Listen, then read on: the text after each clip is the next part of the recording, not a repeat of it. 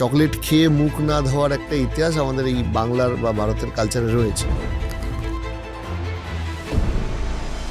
Cavity এলে কি কি চিকিৎসা পদ্ধতি আছে, আর সেটা দাঁত না তুলে। চকলেটটা কিন্তু মেইন রিজন না। আমি এরকম বাচ্চা দেখেছি 4 বছর বয়স, সব দাঁত কালো হয়ে গেছে। অধিকাংশ সময় এই কেরিসটাকে বলে নার্সিং বটল কেরিস, মানে রাত্রিবেলা বাচ্চার মুখে দুধ নিয়ে ঘুমিয়ে পড়েছে, অভ্যাস করে ফেলেছে, মুখটার পরিষ্কার করা হয়। এটা কিন্তু সাংঘাতিক ক্যাভিটির রিজন বাচ্চাদের ক্ষেত্রে। টুথপেস্টে কি নুন আছে কিনা একটা বিশাল হাইপ। मसूड़ों से खून?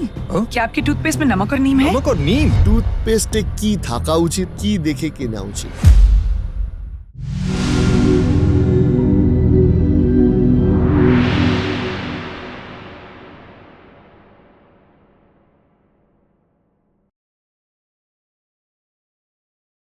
এবার আরেকটা বিষয়, আমি কয়েকটা বেসিক জিনিস জিজ্ঞাসা করব। সেটা হচ্ছে যে এই যে ক্যাভিটি, হ্যাঁ, তো অনেকেই মানে অনেকে বলতে এখন তো ওই ক্যাভিটির কোনো বয়স নেই। আমি দেখি যে সব বয়সে সবার সে, কারণ চকলেট খেয়ে মুখ না ধোয়ার একটা ইতিহাস আমাদের এই বাংলার বা ভারতের কালচারে রয়েছে। এবার বা অনেকে এখন বাচ্চাকে ঘুম পাড়াবার জন্য মুখে চকলেট পুড়ে দিয়েছে, ভবিষ্যতে তার ক্যাভিটি হয়েছে, এরকম আমি দেখেছি। আমি বলছি যে এই যে ক্যাভিটি হয়, তারপরে অনেক সময় দেখা যায় যে লোকাল ডাক্তারের কাছে গিয়ে দাঁত তুলে দিল, বা এখন যে বিভিন্ন চিকিৎসা এসছে RCT বা ইত্যাদি। ক্যাভিটি এলে কি কি চিকিৎসা পদ্ধতি আছে, আর সেটা দাঁত না তুলে। বাচ্চাদের ক্ষেত্রে কিন্তু চকলেটটা একটা যেমন রিজন, চকলেটটা কিন্তু মেইন রিজন না। আমি এরকম বাচ্চা দেখেছি এসছে 3.5-4 বছর বয়স, সব দাঁত কালো হয়ে গেছে। এদের যে রিজনটা থেকে হয় সেটা কিন্তু চকলেট নয়। অধিকাংশ সময় এই কেরিসটাকে বলে নার্সিং বটল কেরিস, মানে রাত্রিবেলা বাচ্চার মুখে দুধ নিয়ে ঘুমিয়ে পড়েছে, বোতল দিয়ে ঘুম পাড়িয়ে দিয়েছে, অভ্যাস করে ফেলেছে, বা ব্রেস্ট ফিডিং করে ঘুমিয়ে পড়েছে, মুখটার পরিষ্কার করা হয়নি। এটা কিন্তু সাংঘাতিক ক্যাভিটির রিজন বাচ্চাদের ক্ষেত্রে। অতএব বাচ্চাদের যদি যারা শুনছেন, যদি বাচ্চাদের দুধ খাইয়ে শোয়ান, তাহলে কিন্তু মুখটা অ্যাটলিস্ট কুলকুচি করিয়ে একটা গজ বা কিছু দিয়ে, যদি বাচ্চা ব্রাশ করতে না চায়, ছোটরা তো চায় না রাত্রিবেলা শোয়ার আগে, ওরা আদৌ ঘুমে থাকে, তুলে একটা গজ ভিজিয়ে দাঁতটা ভালো করে পরিষ্কার করে দিন। এইবার ক্যাভিটি প্রিভেন্টিভ কতগুলো জিনিস বলি। একটা হচ্ছে যে রিফাইন্ড সুগার কম খাবে, আর যদি স্টিকি কার্বোহাইড্রেট, যেগুলো তুমি বলছো, তো চকলেট বা চিটচিটে জিনিস, মিষ্টি টাইপের সন্দেশ দাঁতে লেগে থাকে, এরকম হলে সবসময় তো ব্রাশ করা পসিবল না, অ্যাটলিস্ট মুখটা ধুয়ে ফেলবে। এগুলো করলে ক্যাভিটি হওয়ার পসিবিলিটি কম থাকবে। এইবার যেটা বক্তব্য, সেটা হচ্ছে তাহলে কি ক্যাভিটি হবে না যারা এগুলো করবে? ক্যাভিটি কিন্তু ললাট লিখন। তোমার যদি ফ্যামিলিতে ক্যাভিটি হওয়ার থাকে, তোমার ক্যাভিটি হবে। ফ্যামিলি বলতে এটাও কি ফ্যামিলির উপর ডিপেন্ড করে? একদম, এটা একদম বাবা মার যদি হয়, কারণ তোমার ওরাল ক্যাভিটির যে এনভায়রনমেন্ট, এটা কিন্তু অনেকটা বাবা মার মতন। মানে তোমার ওরাল ক্যাভিটির পিএইচ, স্যালাইভা, মানে কতটা লালা বেরোচ্ছে, তার বাফারিং এবিলিটি, এগুলো বাবা মার মতন হয়। মানে তুমি দেখবে, আমরা ডাক্তার হিসেবে দেখি, বাবা মার একজনের যদি ক্যাভিটি প্রোন বেশি হয়, তাহলে কিন্তু সন্তানের হবে। এবং আমি দেখেছি সিবলিং, ভাই বা বোনের যদি ক্যাভিটি বেশি হয়, একজনের আরেকজনের, ভাই বা বোন আরেকজন ভাই বোনের ক্যাভিটি হওয়ার পসিবিলিটি। ক্যাভিটি হবে কি হবে না সেটা পার্সন টু পার্সনও ভ্যারি করে। হ্যাঁ, অবশ্যই। আচ্ছা, আরেকটা কথা, সেটা হচ্ছে যে এখন দেখা যায় না, আমরা ছোটবেলায় দেখতাম সেই কিছু কিছু বয়স্ক লোকজন সকালবেলা দাঁত মেজে জিভ বার করে করে আওয়াজ করে জিভ ছুলতেন। এই দাঁত মাজার সাথে জিভ ছোলাটার একটু সম্পর্কটা বলো, বা জিভ পরিষ্কার কি করে করা উচিত, বা আদৌ দরকার আছে কি না? শব্দ করো না করো, জিভ কিন্তু পরিষ্কার করতে কিভাবে আমি বলছি। জিভ ছোলা আমাদের ইউজ করতে হবে, জিভ কিন্তু পরিষ্কার করতে হবে। কারণ মনে রাখতে হবে, জিভে প্রচুর ব্যাকটেরিয়া থাকে। এই ব্যাকটেরিয়াগুলোকে যদি আমি কমাতে না পারি, তাহলে কিন্তু আমি মুখের ভেতরের ওভারঅল ব্যাকটেরিয়াল কাউন্ট কমাতে পারলাম না। এবার আইডিয়ালি 3 দিন সপ্তাহে জিভ ছোলা উচিত, বা জিভ পরিষ্কার করা উচিত। 2 দিন করলেও চলবে। এবার বাজারে কিছু কিছু জিভ পরিষ্কার করার জন্য ডিভাইস পাওয়া যায়, কোনোগুলো মেটালিক, কোনোগুলো প্লাস্টিক, সবগুলোই চলবে। কিছু কিছু ব্রাশ পাওয়া যায়, যেগুলো ব্রাশের যে হেডটা আছে, ব্রিসেলের উল্টো দিকে কিছু ডটেড রাবার, ওগুলো দিয়েও জিভ ছোলা যেতে পারে। কারণ ওগুলো দিয়ে জিভ ছোলা হলেও, জিভ পরিষ্কার করলেও একই রকম এফেক্ট পাওয়া যায়। একটু সফট রাবারের একটা প্যাড থাকে, ওটা দিয়েও করা যেতে পারে। এবার এবার ওই যে তুমি বলছিলে না করে আওয়াজ করো, ওটার একটা কারণ হচ্ছে অনেকে কন্ট্রোল করতে না পারে ভিতরে ঢুকিয়ে দেয়, সেই জন্য গ্যাগিং রিফ্লেক্স হয়, বমি বমি পায় বলে এরকম জিভ ছোলার মতন আওয়াজ হয়। আদারওয়াইজ কিন্তু আওয়াজ করার দরকার নেই, কিন্তু জিভটা পরিষ্কার করতে হবে, এটা খুব ইম্পর্টেন্ট। এটা পরিষ্কার না করলে কিন্তু ওভারঅল ব্যাকটেরিয়াল লোড কমানো যাবে না। তাতে যেটা অসুবিধে, এই যে আমরা প্রথমে কথা বলছিলাম না যে ব্যাড ব্রেথ, নিঃশ্বাসের দুর্গন্ধ হয়, জিভ পরিষ্কার করলে কিন্তু নিঃশ্বাসের দুর্গন্ধ কমার জন্য যথেষ্ট রকমভাবে হেল্প করে।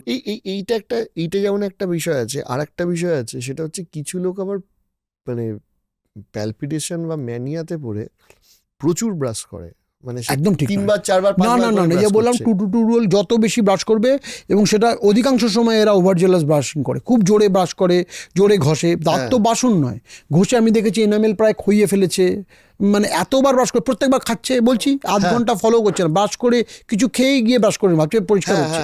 পরিষ্কার তো হচ্ছে, সব তো বুঝলাম, কিন্তু সেই মর্জিনা আব্দুল্লাহ ঝেটিয়ে সব বিদায় করে নিজের এনামেলটাও বিদায় করছে। আর এনামেল হচ্ছে কোহিনূর হীরের মতো, একবার ভারতবর্ষ থেকে গেছে আর ফিরে আনা যাচ্ছে না, সে নাদিরশাহ নিয়ে গেছিল। এনামেল একবার গেল মানে যা গেছে যাক, আর ফিরবে না, তো ও তো তৈরি হবে না। এনামেল মানে ওপরের লেয়ারটা সবচেয়ে প্রোটেক্টিভ লেয়ার, মানে তুমি একটা দুর্গের বাইরে পরীক্ষা যেরকম মানে সেরকম।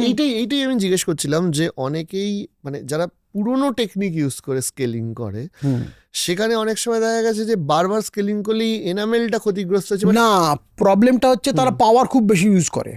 পাওয়ার বেশি ইউজ করলে খুব মুশকিল, স্কেলারের পাওয়ার ভীষণ কম রাখতে হয় এবং অ্যাডিকুয়েট ওয়াটার দিতে হয়।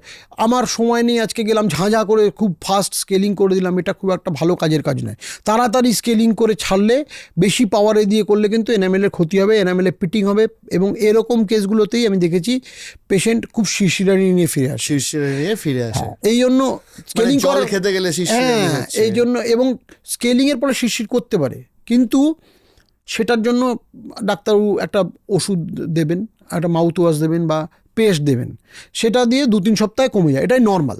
কিন্তু আমি দেখেছি এত জোরে স্কেলিং করেছে, এনামেল উঠে গিয়ে শিরশিরানি কমছেই না, এটা খুব খারাপ জিনিস।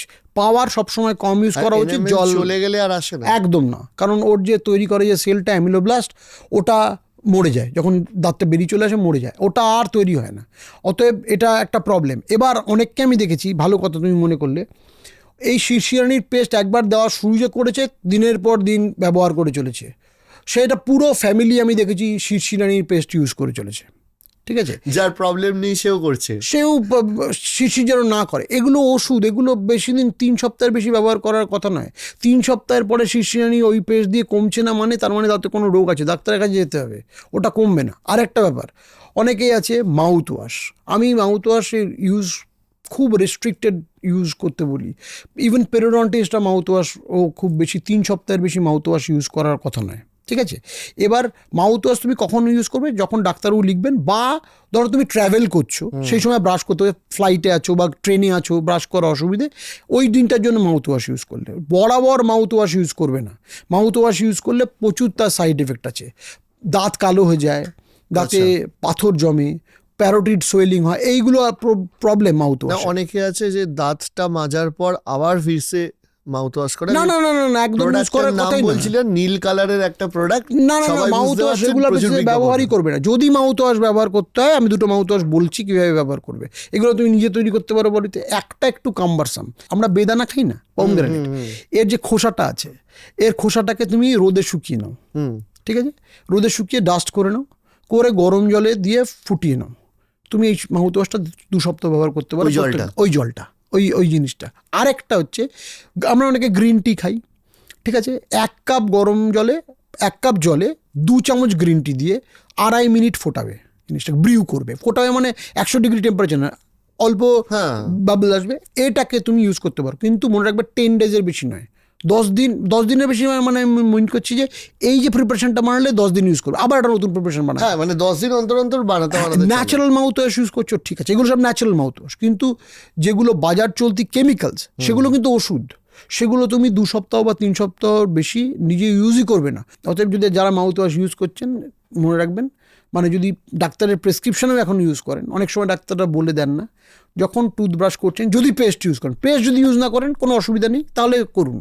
কিন্তু অধিকাংশ সময় আমরা পেস্ট ছাড়া তো ব্রাশ করি না, কারণ পেস্টের রোল তো ফ্রিকশন কমানোর জন্য, আর সুন্দর একটা গন্ধ দেয় এই পর্যন্ত।